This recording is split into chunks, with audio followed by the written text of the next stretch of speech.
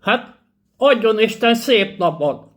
Igen, tisztelt kedves mindnyájan, megmondom őszintén, nem túl rózsás hangulatban osztom meg veletek ezt a rögtönzést.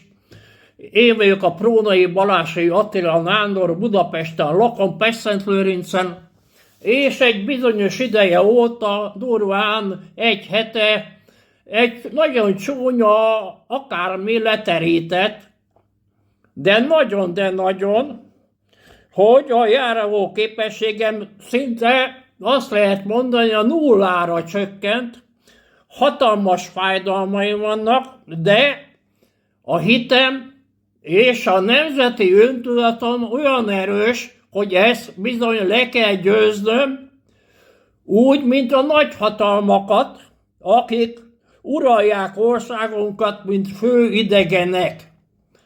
Tehát csak most ilyen röviden osztom meg veletek ezt a pillanatnyi érzelmeimet, amik napról napra elszomorítanak, mert nem úgy tudom végezni a dolgaimat, amint szeretném.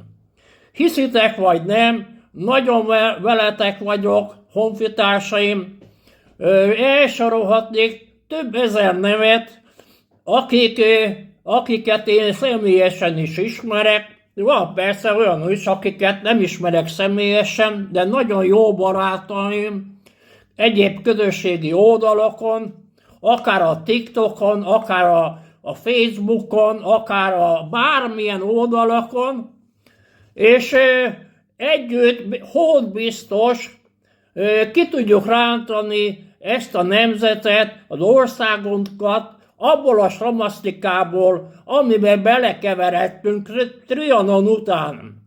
Hiszem azt, hogy együtt talpra állunk, és azt is hiszem, hogy én is talpra állok, mert nem csak a hitem erős, de a fizikum is erősebb lesz, mert azon vagyok, hogy nagyon jó egészségi állapotom visszakerüljön a régi megszokott rendjében.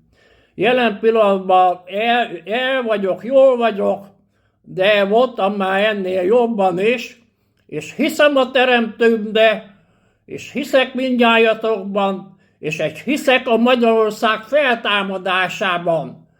Isten áldjon benneteket, barátaim! Fel a győzelemre! Üdv Prónai Balázsfalvi Attila Nándor! Szevasztok! Isten áldjon benneteket!